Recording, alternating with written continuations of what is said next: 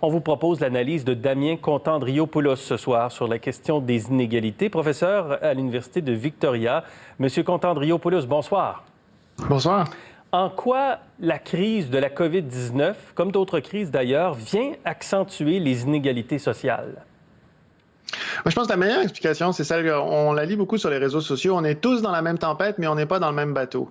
Et n'importe quel événement qui va venir changer dans la société ou va venir affecter la société, que ce soit une crise économique, que ce soit un désastre naturel, plus on est vulnérable, le terme vulnérable, donc plus on a de risques d'être affecté. Et ce qu'on voit à l'échelle mondiale, comme vous dites, les zones de conflit, les pays les plus pauvres vont être touchés par la famine. Et ici au Canada, les gens qui sont dans les postes de travail les moins rémunérés, les gens qui sont socialement vulnérables parce que seuls, parce qu'avec des faibles revenus, parce qu'avec peu d'éducation, parce que dans des secteurs plus touchés, tous ces gens-là vont être affectés de façon disproportionnée.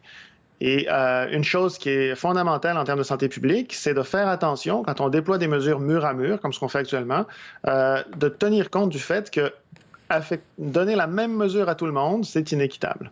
Est-ce que donc les mesures qui sont annoncées par le gouvernement fédéral, par exemple, est-ce que vous considérez qu'elles contribuent à augmenter ou à réduire les inégalités? Elles sont définitivement destinées à limiter les dommages qui sont causés par les mesures de distanciation physique et de fermeture économique qu'on vit. Et c'est des mesures qui, globalement, pour ce que j'en comprends, semblent avoir du sens. Il me semble que le meilleur point de référence qu'on peut regarder, c'est 2008, il y a eu une crise économique significative, peut-être pas aussi grave que celle qu'on va vivre, mais significative, en particulier dans les pays européens. Et des bonnes études en santé publique ont été faites qui regardent l'impact de ces crises-là sur des indicateurs là, très robustes, entre autres la mortalité. Et ce qu'on voit, c'est que pour chaque 100 $ investis ou retirés des programmes sociaux dans les pays européens, on peut lier ça à une modification de la mortalité, toutes causes confondues, de l'ordre de 1 %. C'est majeur. Donc, les mesures d'austérité économique, en particulier dans des pays comme la Grèce ou le Portugal ou l'Italie, ont tué beaucoup de monde. Et dans une situation comme on vit actuellement, on doit essayer de jongler avec différentes causes de mortalité. Mais quand on regarde le virus va tuer des gens, ça fait aucun doute, c'est en cours.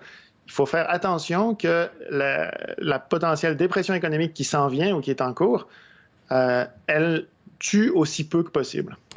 Oui, mais en même temps, justement, le gouvernement essaie d'aider les gens présentement à vivre avec ces conséquences économiques très néfastes. Il y a l'aide aujourd'hui aux organismes communautaires. Est-ce que l'aide du gouvernement, selon vous, cible bien justement les plus démunis, qui sont les plus touchés par la crise, et peut ralentir la montée des inégalités?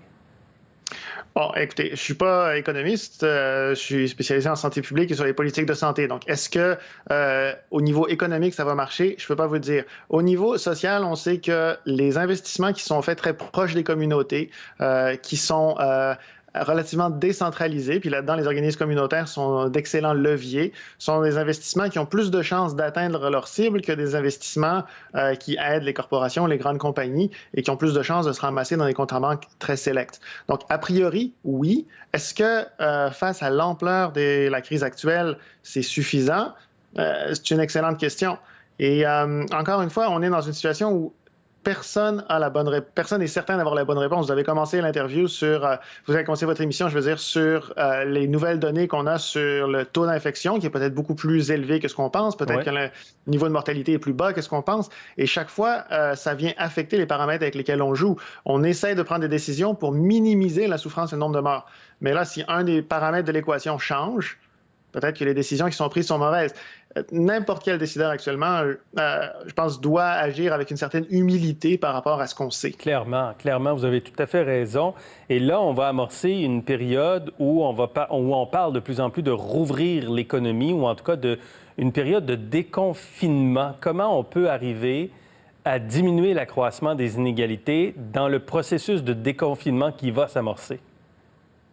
Ben, je pense que c'est probablement moins sensible que ce qu'on voit actuellement. C'est-à-dire qu'à partir du moment où on parle de déconfinement, on parle du fait qu'on va tolérer une certaine reprise de la transmission du virus. Il n'y a pas d'autre façon de le mettre. Et il faut toujours revenir à cette équation. Le virus est là pour rester. Donc, de deux choses l'une, où on attend qu'il y ait un vaccin et on essaie de minimiser le nombre de gens qui ont la maladie d'ici à ce qu'on ait un vaccin, soit on pense qu'on aura le vaccin trop tard, essentiellement que l'épidémie aura suivi son cours avant qu'on l'ait. Et dans ces cas-là, on joue avec à quel rythme le virus se répand dans la société. Mais on peut le prendre d'un côté ou l'autre. À partir du moment où on va réouvrir, les gens vont tomber malades. Et actuellement, c'est pas comme si on était capable de protéger ceux qu'on veut protéger. On voit actuellement le virus se répand le plus rapidement là dans les milieux où on voudrait le moins qu'il soit. CHSLD, hôpitaux, prisons, certaines industries où les gens sont en contact. Donc, jusqu'à un certain point, on essaye de faire des choix pour contrôler qui va être affecté quand. On ne peut pas dire qu'on a super bien réussi jusqu'à maintenant. Non, mais là, en parlant de réouverture de l'économie, là, vous venez de nous dire que si on attendait le virus, on attendrait encore plus longtemps pour ouvrir l'économie. Est-ce que ça pourrait avoir des effets encore plus importants sur les inégalités et sur le sort de bien des populations? Si vous avez une boule de cristal, vous pouvez répondre à cette question. Si on attend le vaccin, est-ce qu'on va avoir un vaccin? C'est pas encore une certitude. Est-ce qu'il y a plein d'essais cliniques en cours? Mais est-ce que les résultats vont être positifs? On ne le sait pas. Au moment où le vaccin va arriver, est-ce que le virus va toujours être le même? Est-ce qu'il y aura eu une mutation? Est-ce que le vaccin va être suffisamment possible de produire en suffisamment grande quantité pour atteindre les gens qui devraient atteindre? Et quand tout ça va se produire? Donc, on fait des scénarios, 18 mois, 2 ans. Peut-être que c'est vrai, peut-être que ça ne l'est pas. Une chose est certaine, c'est que le virus va vite. Quand on a les chiffres sur peut-être 10 à 12 de certaines régions en France qui ont déjà été infectées en 2 mois, ça ne prend pas des grandes capacités de calcul pour se dire qu'avant 2 ans, on va atteindre des seuils autour de 60 qui sont probablement les seuils arrêtés d'elles-mêmes. Absolument. On va s'arrêter ici parce qu'on perd le signal. Monsieur Contandriopoulos, merci beaucoup pour cet entretien ce soir. Merci à vous.